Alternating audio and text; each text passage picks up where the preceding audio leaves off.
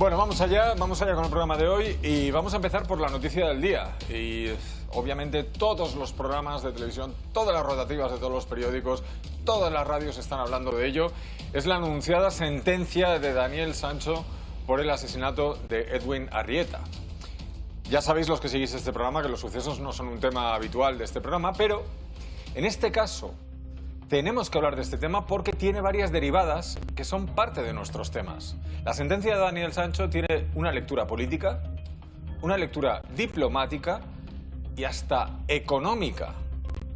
Vamos a analizar cada una de ellas. Marta. Sí, Daniel Sancho se libra de la pena de muerte, pero la justicia tailandesa lo condena a cadena perpetua. Así se ha desarrollado el juicio que ha terminado con una de las sentencias más esperadas y mediáticas de los últimos tiempos.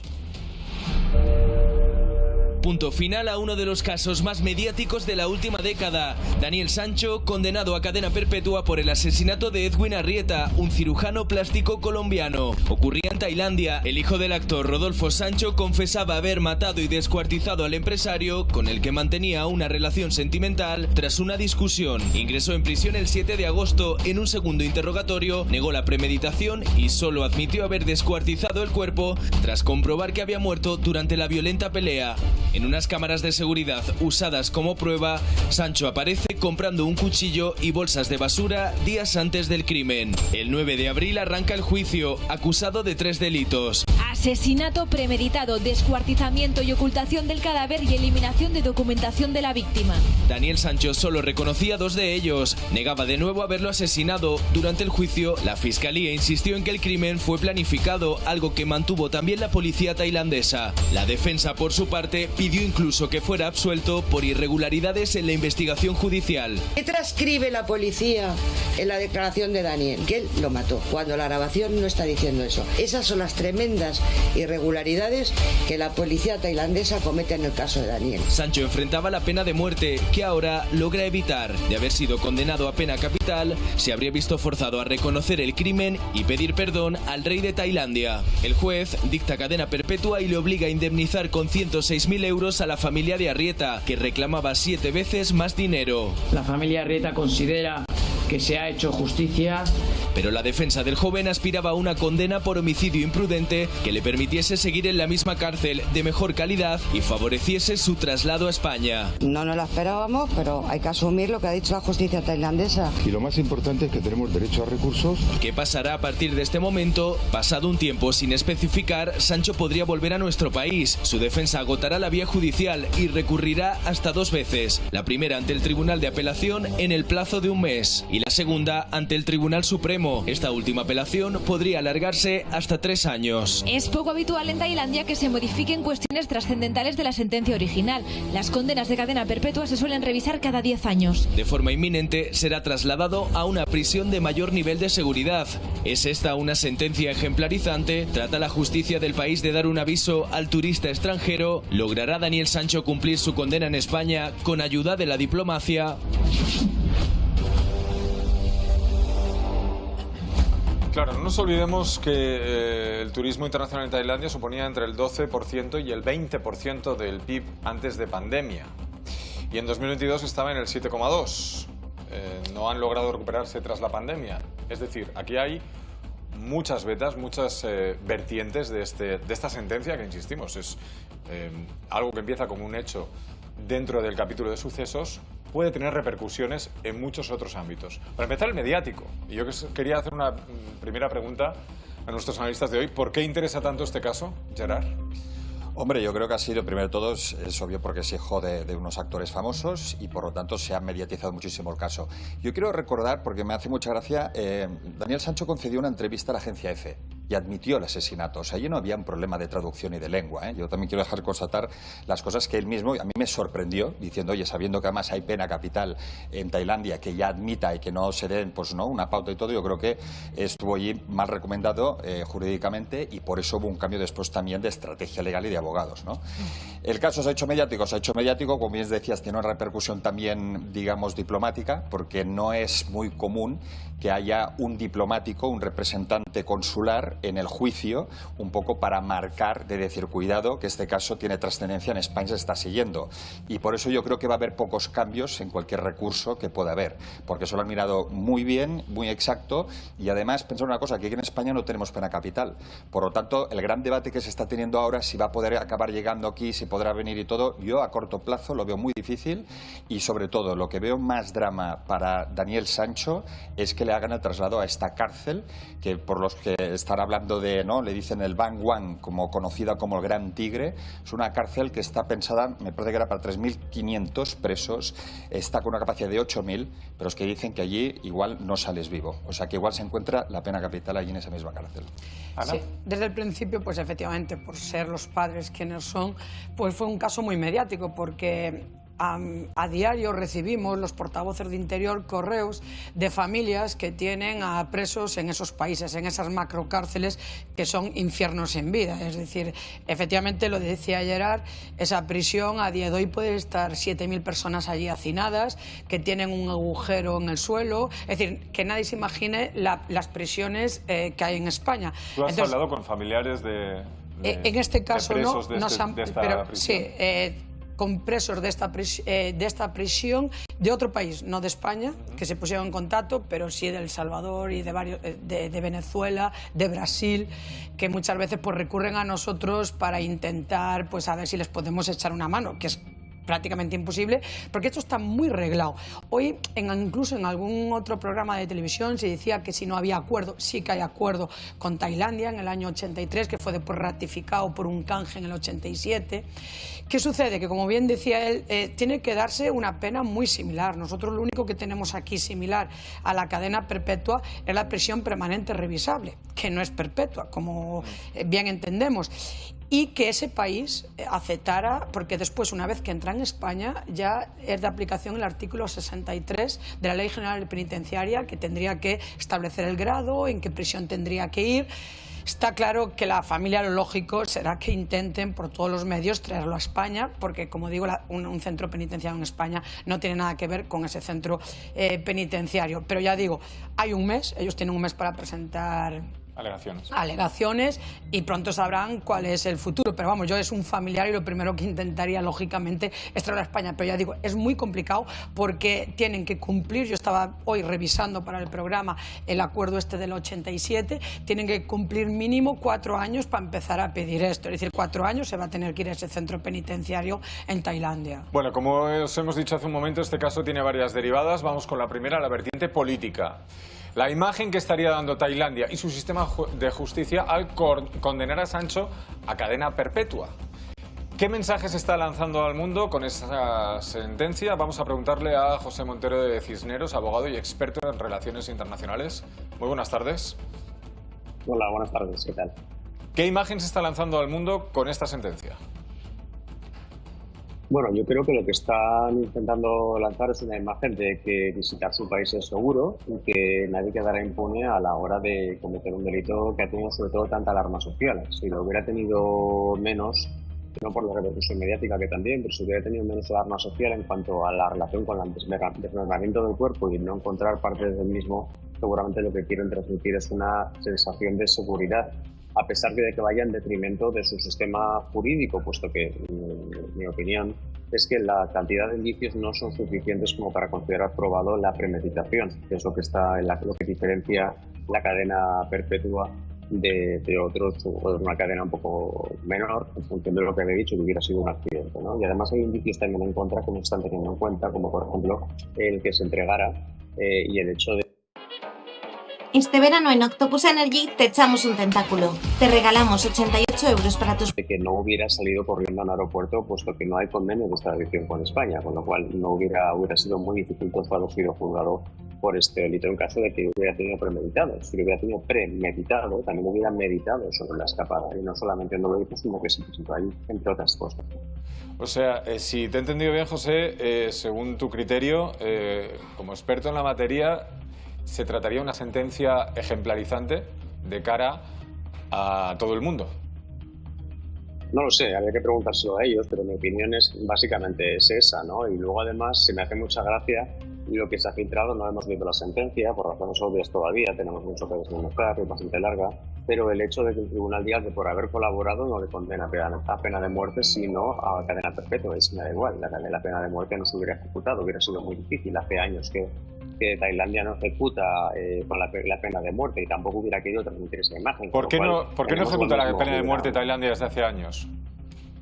Entiendo que porque quiere abrirse al mundo y parecer más democrático, ¿no? El hecho de que tú vayas a un país a hacer turismo y sepas que te puede pasar cualquier cosa y al final puedes acabar con una inyección letal, pues no le hace gracia a nadie, ¿no? Al final solamente se ejecuta con temas que están relacionados con la soberanía, con la familia real o con su seguridad nacional de un tiempo a esta parte. ¿Qué hay de los recursos? En este periplo de un mes que hay abierto para las alegaciones por parte de Daniel Sancho, ¿de alguna forma el Estado español puede intervenir para intentar interferir en ese proceso o no? ¿O tiene que esperar a que haya una sentencia firme? Hay varias vías de intervención. Me consta que el Estado español lleva interviniendo desde el minuto cero en estos asuntos y que lo está haciendo de manera exitosa, como tiene que ser. Si tienen a Sandor Margallo ahí, seguro puede explicarlo muchísimo mejor que yo.